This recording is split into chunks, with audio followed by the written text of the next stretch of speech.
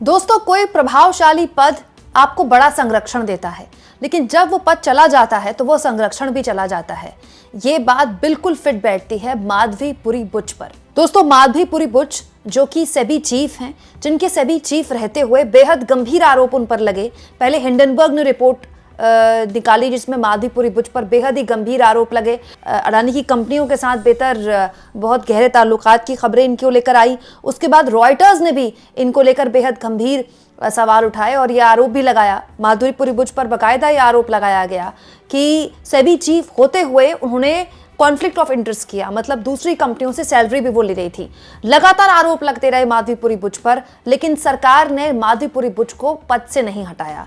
अपना पूरा कार्यकाल उनका खत्म हुआ तो भी वो सेबी चीफ से के पद से अलग हुई, अपने आप को उन्होंने अलग किया और नए सेबी चीफ को सरकार ने नियुक्त किया। लेकिन अब जो जानकारी निकल कर आ रही है वो ये है कि माधवीपुरी बुच जो एक वक्त में मोदी सरकार की बेहद खास अधिकारियों में से रही, माधवीपुरी बुच जो इतने बड़े पद में रही, सेबी चीफ के पद में, अब उन पर एफआईआर दर्ज करने के आदेश जारी हो चुके हैं। दोस्तों, ये खबर बताती है कि special anti corruption court Mumbai की, उसने ये बाकायदा आदेश दिए हैं कि पूर्व सेबी चीफ माधवीपुरी बुच के खिलाफ एफआईआर दर्ज हो।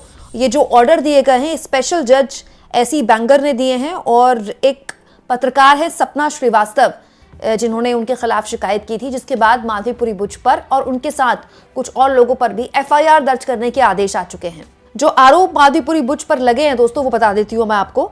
शिकायतकर्ता ने तर्क दिया है कि सेबी के अधिकारी अपने वैधानिक कर्तव्य में विफल रही, बाजार में हेरफेर को बढ़ावा दिया और निर्धारित मानदंडों को पूरा न करने वाली कंपनी को सूचीबद्ध करने की अनुमति देकर कॉर्पोरेट धोखाधड़ी को संभव बनाया है। इस आरोप के तहत उनके खिलाफ शिकायत की गई और अब दोस्तों एंटी करप्शन कोर्ट ने माधवीपुरी बुच सहित 5 और लोगों के खिलाफ शिकायत उनको मिली और एफआईआर उन पर दर्ज कर ली गई है।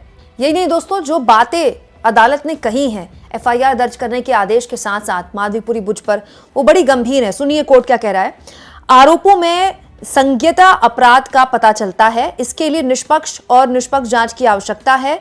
न्यायाधीश ने, कोर्ट ने, जो जज थे, उन्होंने आगे कहा, प्रथम दृष्टया नियामक चूक और मिलीभगत के सबूत हैं, जिसके लिए निष्पक्ष जांच की आवश्यकता है। कानून प्रवर्तन और सेबी के निष्क्रियता के कारण न्यायिक हस्तक्षेप की आवश्यकता है। ये बहुत बड़ी बात है दोस्तों जो कोर्ट ने कही है माधवीपुरी बुच को लेकर। यहां मैं आपको ये भी बता दूं दोस्तों कि माधवीपुरी बुच के रहते हुए ही शेयर मार्केट में कत्लेआम शुरू हुआ। शेयर मार्केट अब तो खैर 30 साल का अपनी सबसे बड़ी गिरावट देख रहा है। करीब 90 लाख करोड़ रुपए से ज्यादा शेयर मार्केट में हाल के महीनों में डूब चुका है। लेकिन माधवीपुरी बुच के सेबी चीफ रहते हुए ही शेयर मार्केट का यह हाल हुआ है।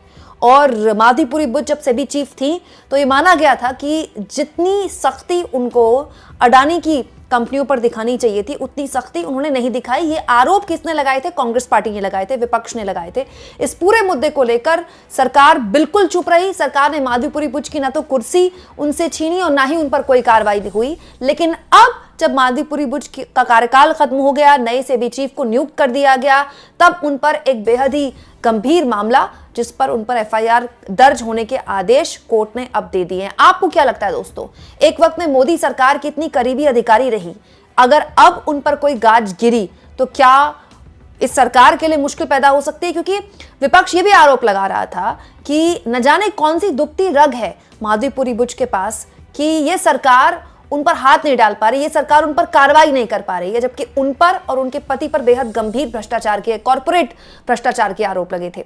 आप इस मुद्दे पर क्या सोचते हैं? कमेंट बॉक्स में जरूर लिखें और जितना हो सके चैनल को शेयर करें, सब्सक्राइब करें और थैंक्स फॉर ज्वाइन के ऑप्शन से अगर आप चाहें तो कुछ आर्थिक मदद भी चैनल की जरूर करें।